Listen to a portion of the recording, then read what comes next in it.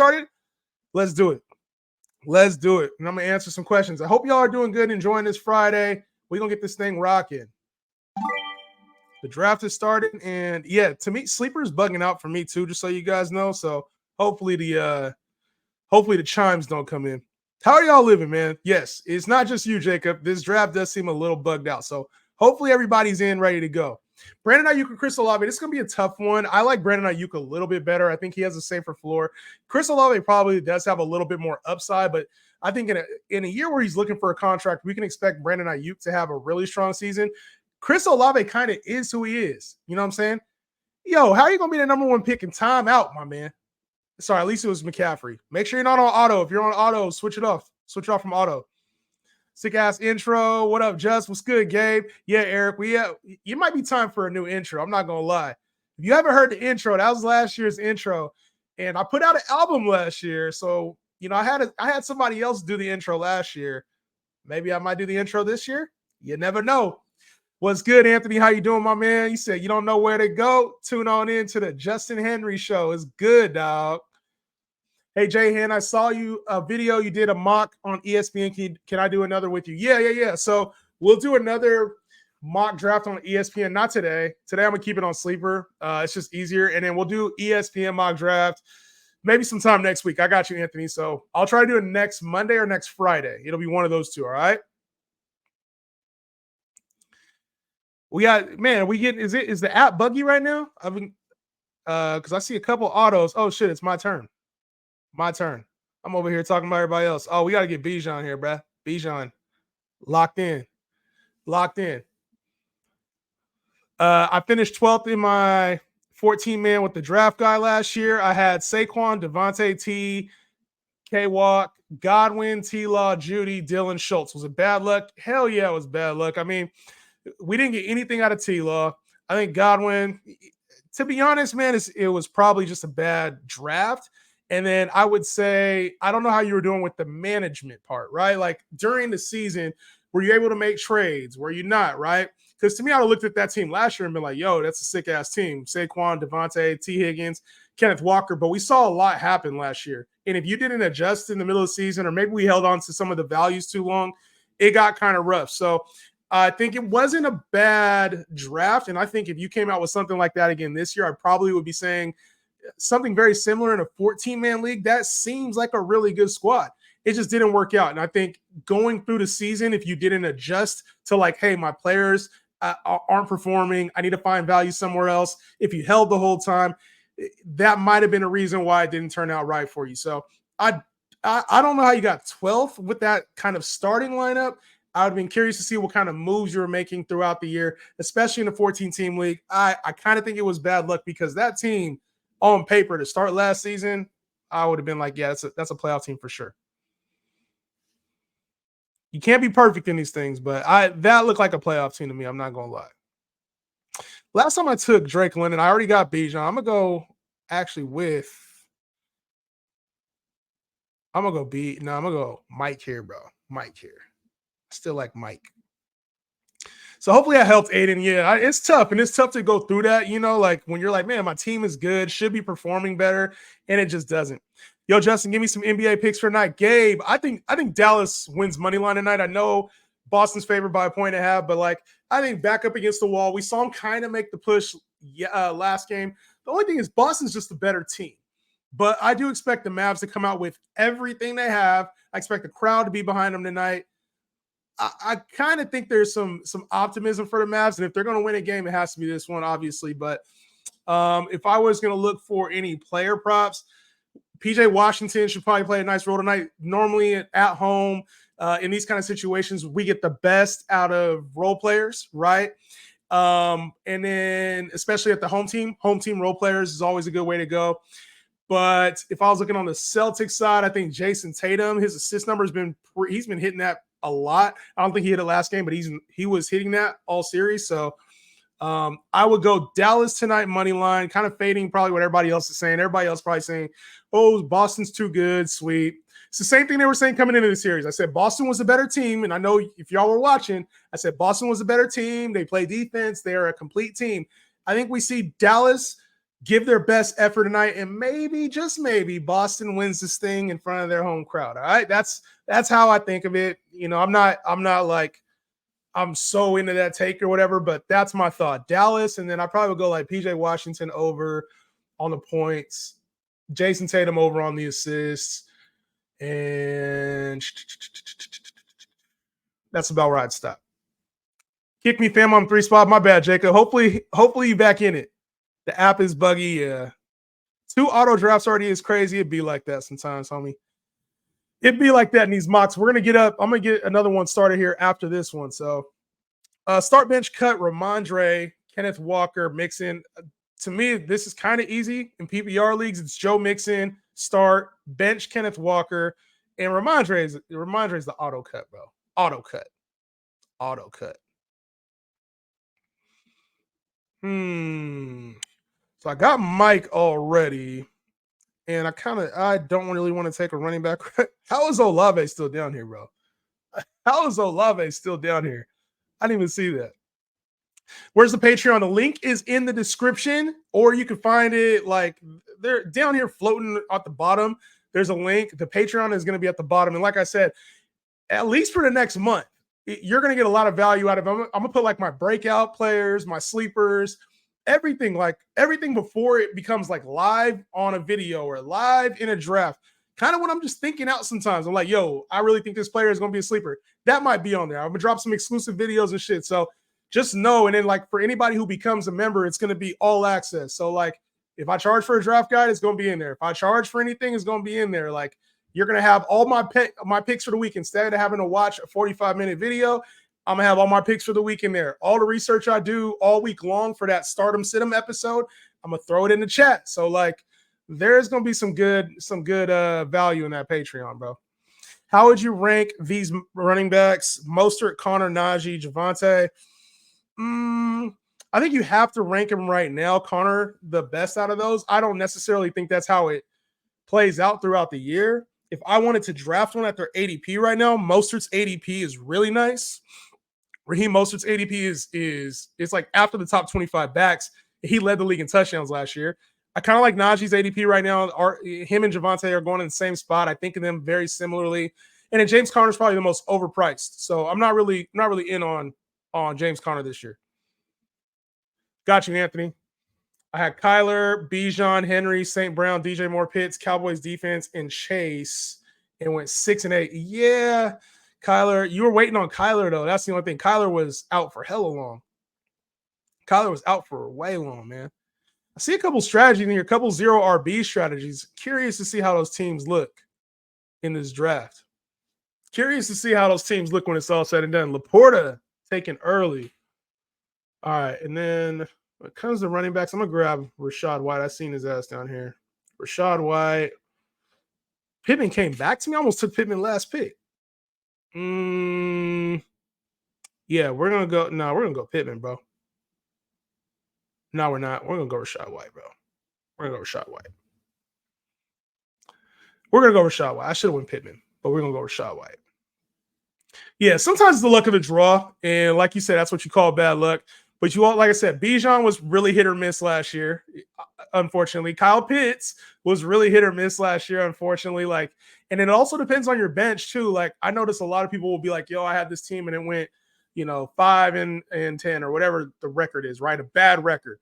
But a lot of it is what you do with your bench. You know what I'm saying? And like how you kind of manipulate your lineup throughout the year. So if you're starting the wrong players, or you didn't match up your buys really well, or you didn't look ahead of your matchups, it'd be like that, man. Sometimes you don't have the opportunity to come back from that, if you don't have good lineup management. So I plan on making more content around strategy this year too. Like I know most of the time it was mostly like, start them, sit them, and buy low, sell high, and waivers. I'm going to try to make a couple strategy videos throughout the year as well. So we could talk about like lineups and how to start and mitigate risk and things like that too. So had the St. Brown auto pick, but reinstalled the sleeper. Let's get it. All right. So maybe if you had sleeper and you were trying to get in and it was buggy before, just redo it, re-upload. Mavs done for. You see, you can't say Mavs are done for. You never know. You never know in hoop, man. Tay Adams killed me last year. You know, he was the wide receiver 10. So as much as we're like, yo, he killed us, and like I kind of I was really high on Devontae Adams too. He likely wasn't the reason why your team didn't play well. You know what I mean? Like you kind of got to you got to be honest with yourself. And there was other players who sold last year. It wasn't just Devontae Adams. You know, it's easy to blame like one player or one pick or maybe even like 3 or 4 picks when a lot of times it comes down to you.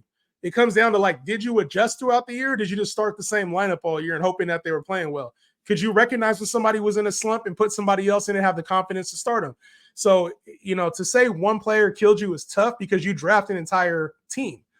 That's my only thing. And, you know, sometimes like the lineup that was up here, I can say this. The lineup that was up here, this Saquon, Devontae T, this is a really reliable lineup. Where was the upside last season? You know, you didn't draft a whole lot of upside outside of like Devontae and Saquon. So those are players that I like for safe reasons. But like if you didn't get anything later on that gives you a little bit of upside, you probably were lacking. Let's go with Amari Cooper here. I don't love that pick, actually. I don't like that pick at all. That was a rush pick. Just an off football question, but how's life? You always talking football, but how you doing as a person? I think that matters besides all this football stuff, dog. Gabe, appreciate you asking, bruh. Life's busy right now for me, man. Trying to figure out. So I'll dive in a little bit. So I have a marketing company, and with the marketing company, like obviously fantasy football picks up for me, right? And it takes up, this is what I like doing, bro. Like I have a marketing company, but this is what I like doing. So I'm having trouble balancing right now. Like, do I give you guys everything I got? Or do I just kind of still play my role from last year? So like I'm trying to build this thing up to where if I'm taken care of, then shit, I'm gonna give you guys everything I got, you know? So and then combine that with the fact my kids are getting older. Like my middle school kid is about to be 8th grade, so I got to play dad in that role and be there. And I help coach his team. And my 2 youngest kids they're growing up too. And so I got my wife. You know what I mean? So just trying to balance out like life and running businesses and trying to make fantasy content and be, you know, and be the best I can be. And that's all you really can do. You know, my health. Like I gained weight, so I got to try to get that shit right. Overall, mentally, I'm good, feeling real good, man. But yeah, I would say that's where I'm at right now is just balancing, you know what I'm saying? And trying to grow as a person. So appreciate you asking that, Gabe. And hopefully I wasn't too like long-winded, but I appreciate you asking, bro. A Raiders fan. Thank you. Thank you. Yeah, I'm a Raiders fan. Was really himself with McDaniels. Couldn't really find his groove with AP. Myers was killing it as ADP. Yes, he was. All right, I'm up. I went shorter clock today. That's why. That's why I'm feeling the heat. I'm feeling the heat because I went shorter clock. Who's still available? CJ Stroud. No, I'm good. McBride out here. I kind of like McBride here. I'm gonna rock with McBride here. This is about where I can take you, Trey. If I'm gonna take a tight end, it's gonna be around here. I had Kupp, Adams, Evans, Hopkins. They were all so hot and cold. Yeah. See, like coming out the draft, I'm like, yo, that's money. But Evans was the one who played the best out of all those guys. Kupp killed a lot of teams. Devontae Adams killed a lot of teams. I was heavy on those guys last year. So I hear you. That D-ball went to work. Oh, you talking to Ty? Why do people always draft so many wide receiver 2s early on? I like aiming high on the depth charts usually. This is a good question, JSC. So I think there's offenses that support 2 wide receivers or wide receiver 2s better than some wide receiver 1s, right? Like I think I would rather have a Chris Godwin than a Malik Neighbors at the same spot, even though Neighbors is going to be the one because he's tied to a better offense, better quarterback. And you look at like the San Francisco 49ers, for instance, you have Brandon Ayuk, you got Deebo Samuels. You're able to have both of those receivers. They both have a role in the offense. And then you look maybe a little bit later on and you see a wide receiver 1 in Zay Flowers who's going to be somewhere in the 800 to 1,000 marker and not catch a lot of touchdowns. So I think it's very situation dependent. You can't just say somebody's a wide receiver 1 on their team sort of better in fantasy. Sometimes the offenses really rely on those 2 receivers to move the football, and you're tied to a quarterback that you know is going to be around the 4,000 to 4,500 marker. Cincinnati Bengals with Burrow, T. Higgins, and Jamar Chase. Jalen Hurts with A.J. Brown, Devontae Smith. You got the Miami Dolphins with Tyreek Hill, Jalen Waddle. Like there's sometimes offenses that support having 2 wide receivers. And so I don't really mind if the production matches the draft spot. I'm not tripping off that, right? Like we've seen Jalen Waddle be a top 10 receiver with Tyreek Hill. We've seen Devontae Smith be a top 15 receiver with AJ Brown. We've seen T. Higgins flirt with top 2015 value with Jamar Chase. So I don't think it's out of the question, like, to draft a wide receiver 2 in a good offense. It's just what kind of receiver are you passing up on? Like which wide receiver 1 are you passing up on? That's where I'm at. And especially if those 2 receivers are the offense, I don't really see a big issue with that. I don't see a big issue with that. Speaking of Godwin, I can't have all 3 of them dudes, man. I can't have all 3 of them dudes. Let's get Jaden Reed. Actually, no, let's get Calvin. Let's get Jaden Reed. Let's try something new. Let's see what else this looks like. Let's see what this team looks like afterward. But yeah, I don't mind drafting wide receiver 2s. Superflex 12 man. I had Allen, Kamara, JT, Lamb, Adams, Diggs, Kittle, and Herbert finished 4th. Man, that team's stacked. And Superflex, you had Herbert kind of did you dirty. And you rode the wave without Kamara and JT to start the season. Lamb was carrying. You had CD and Diggs? Diggs sold at the end of the year. Man, that's crazy. It's a good team. Are you taking C-Mac at 1 with the Madden curse? With or without the Madden curse, I probably would go Tyreek Hill number 1 this year. We'll see how I'm feeling. I'm going to do a lot more mock drafts, obviously. This is something I recommend for anybody. Do more mock drafts, but I'm going to do more mock drafts and see how this thing plays out.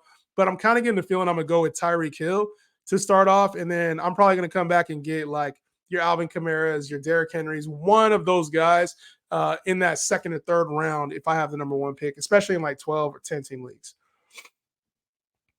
Do you ever draft with the intentions of trading for bigger pieces? Yes and no, right?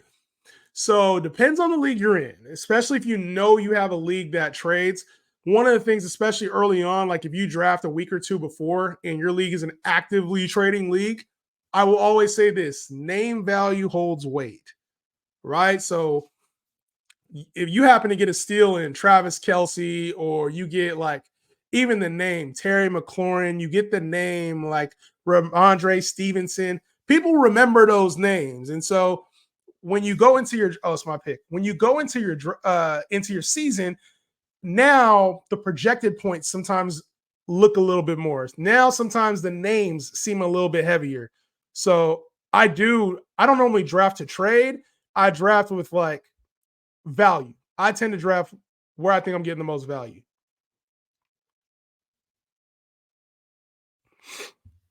That's how I typically draft. I'm like, where do I find value that I can either flip later or I think will rise as the season gets closer?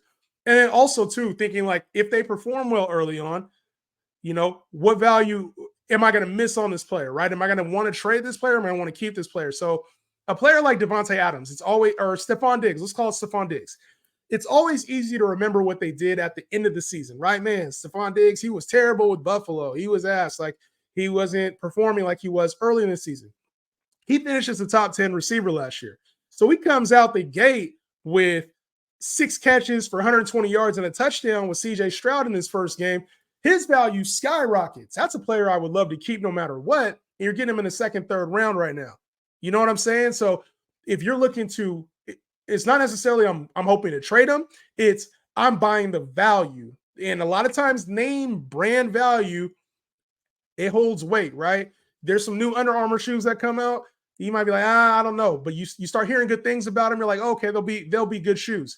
If you hear Jordan Brand dropping the shoe, you're like, all right, shit, it's some old Jordans. Jordans hold more weight than Under Armour. That's the same way I feel. It's stocks, right? You got Microsoft and you got some new company. You're going to trust Microsoft a little bit more. That's how I think these values end up shaking out once you draft the players. So yes, I don't draft with the intention to trade. I draft with the intention to hold value in case there's a trade. You know what I'm saying? Is that rock with y'all or not? Y'all rocking with that? How do you guys do it? Y'all draft to trade? I think that's a hard move because then if you can't trade them, you're stuck with players you don't like. All right, this draft was really receiver heavy, more receiver heavy than I thought it was going to be, which is it's interesting to see that, especially in a 10-team league.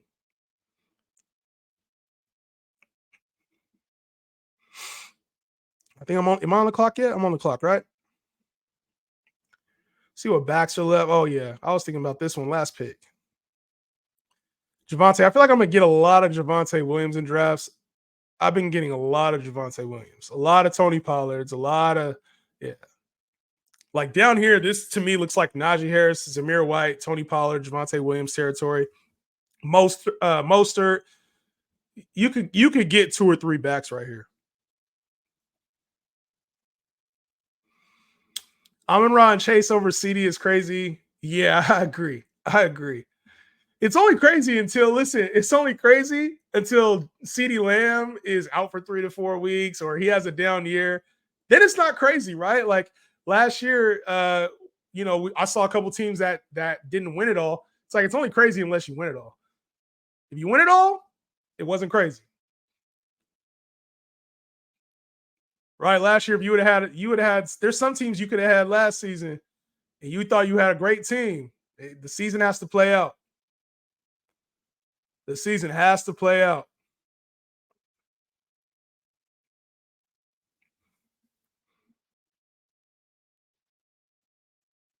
All right, I'm going to take a quarterback. Caleb, Purdy, Tua. I think Purdy's going to be good value this year too, bro. I'm taking Purdy. Purdy it is. Purdy it is. Purdy it is. What do you think Marvin Harrison Jr.'s ceiling is this year? Good question. So when it comes to Marvin Harrison, right, like I think the expectation is he's going to play phenomenal. Kyler will get him the ball. But Kyler's like a 3,500, 4,000 yard quarterback when he's healthy. And the team also has Trey McBride, who should be phenomenal again this year. They invested a 3rd round pick in Michael Wilson last year. So you also have to account for the fact that he might look like a rookie. It's easy to be like, yo, Justin Jefferson, Jamar Chase, he's generational. Harrison's generational, so he can do what they did in their rookie years. I don't think that 1,500 yards is like attainable this year. I think it's more like 1,200 or 1,300 yards would be his ceiling. I would expect him to finish with like 1,000 yards and like 7-8 touchdowns. That's about where I expect him to be at. Maybe pushing like 1,200 yards. I think that's a great season, and to get him at that, even at that value right there, you're getting him as like top 15, top 20 receiver. I think that's phenomenal. He's going in the top 10 right now, and if you go in the top 10, what's that mean? That means you have to be like a 1,200 to 1,300 yard receiver. No, like at floor, you have to be. In order to be up there, you got to be like 1,200, 1,300 yards, or you got to be catching 10 touchdowns. I think Harrison could get 8 touchdowns this year, and I think he can get somewhere around like 1,100, 1,200 maybe yards. But asking for like 1,500 yards, I think might be a lot for him in his rookie year. Could he get there? Yes. But if I had to put a percentage on it, we talking like 5 to 10% in my mind. I don't really think that's like appropriate to say that's his ceiling. And let's grab a little upside here. Christian Watson. Did I get enough backs? I did not get enough backs. I should have grabbed it. Another back there. Should have grabbed another back there. It's all good. My favorite wide receiver too is probably Jalen Waddle. He's crazy, man. JJ value drop is also Justin Jefferson. I probably could have took Justin Jefferson there. I was trying to get somebody else. I've been getting a lot of Jettas at 4, so I was trying to get somebody else there. But rate the teams. I got you on rating the teams. I'll rate the teams today. My first year playing fantasy, I drafted Josh Allen in the first round and was able to pull out one of the ship. Yo, all you got to do is win. The rest of it don't matter. Where you got somebody, how it turned out. Yo, why did all the icons come back after I started the draft? That's crazy. Sleeper got to fix this. It is kind of glitchy. But yeah, don't matter. I don't know if I've told this story on here. I was in this draft and I thought it was going to be cake. It was 2 12 teams, right? You drafted 2 teams or 2 leagues. Each of them had 12 teams in it. And in my league, the guy had the number 1 overall pick. And this was before he broke out. He took Andrew Luck with the number 1 pick overall. And it's 4 points for passing TD. Took Andrew Luck with the very first pick of the draft. And I was laughing like, bro, what kind of league am I in? Sure shit, that dude won the league that year. It happens. I feel like when Jonathan Brooks is right 100%, Canales is going to run heavy approach, top 15, top 10. That's asking a lot, man. That's asking a lot for a young guy. Maybe next season, but he's just coming off the ACL too. So you're right. When he's 100%, maybe, but that's probably next season. Like I have to do another post on Jonathan Brooks because I'm getting kind of concerned that people are going to draft him thinking that he's 100% ready to go right now. And there's been a lot of hype about him. So I think he's more of a second half guy than he is a first half guy. All right, let me rate these teams real quick. You rate these teams, and then I'm going to get another draft started. I'm going to open up TikTok here in a minute. If you got questions, get them in now because I'm about to open up TikTok. Ryan, what's good, bro? You got Christian McCaffrey, DeAndre Swift, Tajay Spears, Trey Benson. Receivers are Ayuk. You got some upside with Harrison. Got Higgins, Terry McLaurin, Dalton Kincaid, Lamar Jackson. I really like this team, man. Good framework. You got good baseline here. Both the Niners players here. You got some good upside even later on. Jameson Williams. I like this team a lot. It's 8.5. 8.5. Starting high out the gates. Tyreek, Kamara, Derrick Henry, Keenan Allen, George Pickens, Tank Dell, Anthony Richardson, Mostert, Zach Moss. Yo, Ty, this is a dope-ass squad, bro. This is an 8.3, 8.4. Actually, I'm going to get this 8.5 too. And this doesn't even have all the players I typically like, but you got Tank Dell at really good value here. You got Raheem Mostert at really good value here. Zach Moss, Jerome Ford, potential starters there. Great job, 8.5. Amon-Ra St. Brown, Drake London, DK Metcalf. Oh, I got to remember this is 10 team too. That's why you're getting the high grades. No, you're getting the high grades because this is 10 team. St. Brown, Drake London, DK Metcalf, Hollywood Brown. Then we got Travis Etienne, Joe Mixon, Dave Montgomery, Gus Edwards, Elliott with CJ Stroud and Mark Andrews. I like this team too. This is an 8.2 in my opinion. Only thing that could have been stronger is your flex. Like you're going to have to rely on Dave Montgomery, Hollywood Brown, and Gus Edwards to be your flex. And just looking at some of your competition, they have higher upside options already. TH22, you got Jamar Chase, Stephon Diggs, Jalen Waddle, Travis Kelce, Mahomes, Xavier Worthy. You got that whole Kelce stack right there. Najee Harris and Nick Chubb with A.J. Dillon. Your running backs are terrible. And you drafted two quarterbacks, Burrow and Mahomes. This is only one quarterback league. So this team needs some work, my man. You're going to be relying on rookies here as your flex. And otherwise, it's A.J. Dillon. And your backs, man, if Nick Chubb don't come healthy, you're going to be in trouble. I'll give this one a 7.5. Aiden Lee got CeeDee Lamb, Puka, Michael Pittman, JSN, Tyler Lockett. So receiver game is good. And you got Kyron, Achane, and James Cook with Kyle Pitts, Kyler Murray, and then Jonathan Brooks down here. I don't mind Jonathan Brooks way down here. This is actually really good value down here. I like this team. You have a couple question marks in my opinion, but you got Kyron late, you got Achane late. So if they pan out, this could be a really, really high upside team. So good job, Aiden Lee. This is a 8.1 to me. I like even getting JSN down here too. This is like an 8.1, 8.2.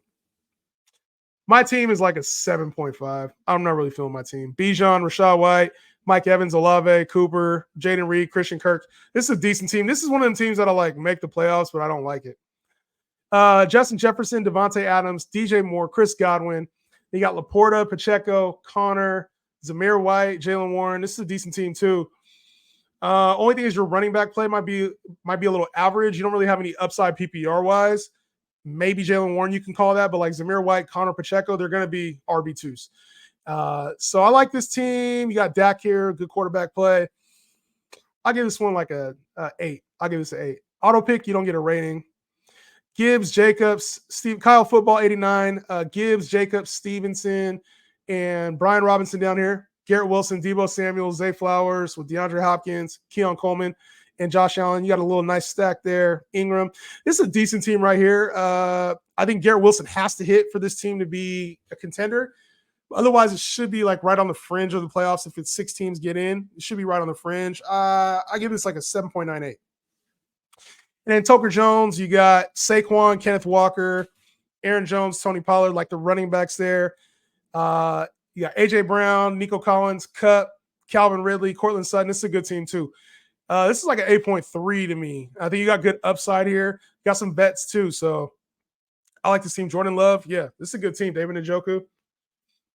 So those are the ratings. I think for sure the teams that are out, Pence, me, TH22, and there was another team that was like an 8.0. That team probably doesn't make it. Other than that, the rest are all be contending teams. So good draft, everybody.